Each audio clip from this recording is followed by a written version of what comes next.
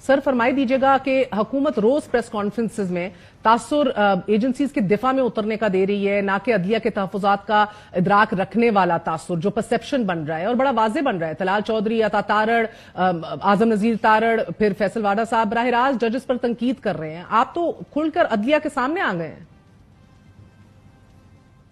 हमारा तो ये तवक्को थी, आज भी है, कि जब अवाम का जो हक था 70 अरब रुपए की जो लूट का पैसा था कि वो अवाम के खजाने में जाएगा और अदलिया उस 70 अरब रुपए को अवाम के खजाने में पहुंचाने तक उसमें हमारी मुआवनत करेगी।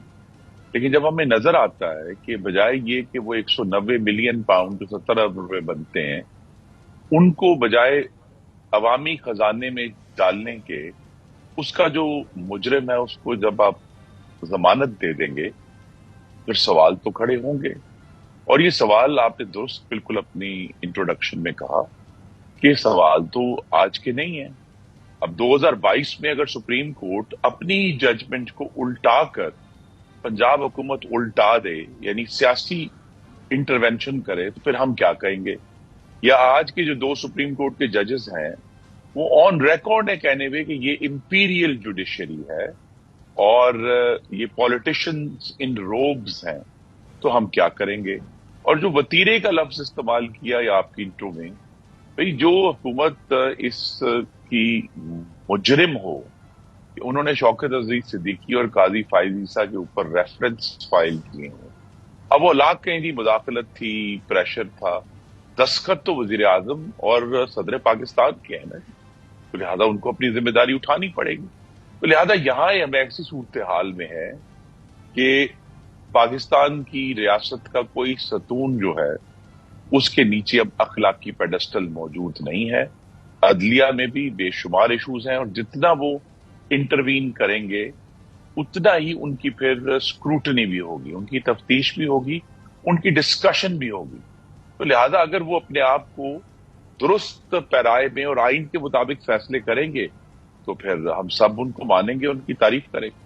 दस्तगीर साहब, मसला ये है कि आप यकीनन 70 अरब भी गिनवा रहे हैं, आज के फैसले का भी हवाला दे रहे हैं, मगर जो काम हुकूमत के पास करने को थे, पिंडोरा लीक्स थी, अब दुबई लीक्स आ गई हैं, वो तहकीकात तो कभी की नहीं, ना पहल की। आप लोगों की गवर्नमेंट थी 16 माह की, शहबाज शरीफ साहब की फाइल पड़ी रही उनके सामने, उसको उठाया नहीं गया, कोई इन्वेस्टिगेशन नहीं कराई गई FBR से। आज भी दुबई लीक्स के ऊपर ख्वाजा आसिफ कहते हैं कि कुछ नहीं निकलना, यानी कि पहली पता लग गया, माइंड नहीं है। तो कहने का मकसद ये कि सर अरबों तो इधर हम गिनते रहते हैं, चाहे वो मनी लॉन्डर हो, बाहर मुंतकिल हो जाए या बाहर से लाए गए और गलत अकाउंट में डल जाएं, but the problem right now is बड़ी प्रिडिकमेंट में है sir government. The problem is कि एक 6 जजेस एक स्टैंड लेकर खड़े हुए हैं और तबातर के साथ आपकी हुकूमत जो है उनके हर स्टैंड की नफी कर रही है। कभी मिसकॉन्डक्ट की बात करती है, कभी टाइमिंग के ऊपर सवाल उठा देती है। और सोने पे सुहागा के इंफॉर्मेशन मिनिस्टर तो अब बराह रास्त इल्जाम लगा रहे हैं कि जस्टिस बाबर सत्तार खुद अपना खत लीक कर रहे हैं, सियाको सबाक से हट के खत लिख रहे हैं, स्मार्ट मैनेजमेंट कर रहे हैं, हाइप क्रिएट कर रहे हैं, ईगो का इशू बना रहे हैं। गवर्नमेंट तो खुल के अदलिया के सामने खड़ी हो गई है। दस्तगीर साहब, सवाल यह है कि आप अपने तय कर रहे हैं किसी और की ईमा पे?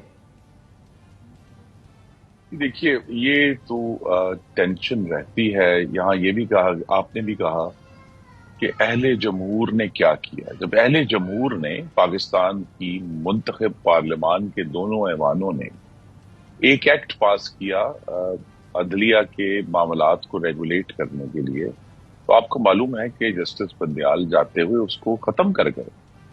क्यों खत्म किया उन्होंने? जब अहले जमहूर का ये फैसला था कि अवाम की राय के मुताबिक अदलिया के मामलात में, यानी वो मामला जिसमें बेंच किस तरह बनने हैं, उसमें हम तो अपने लिए ताकत नहीं ले रहे थे कि जी कौमी असेंबली बनाए ये फैसला करेगी।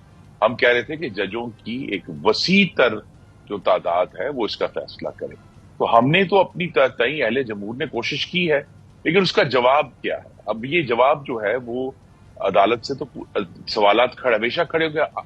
जो इंतजामिया है या मुत्तक़ी हुकूमत है उसमें तो सब सवाल उठाते हैं, अब जो कि जमहूरियत का हिस्सा है। लेकिन ये सवाल तो उठेगा ना कि वो तमाम जज जिन्होंने शौकत अजीज सिद्दीकी को बर्खास्त करने का हुक्म दिया, क्या उनको कोई सजा नहीं मिलेगी?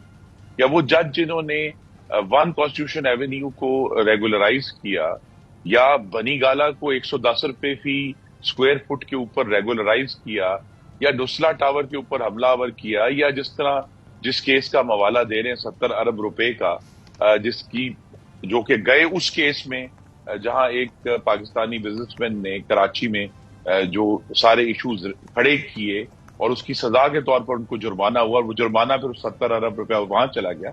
یہ سب معاملات میں عدلیہ کے اوپر بھی بڑے گمبھیر سوالات ہیں۔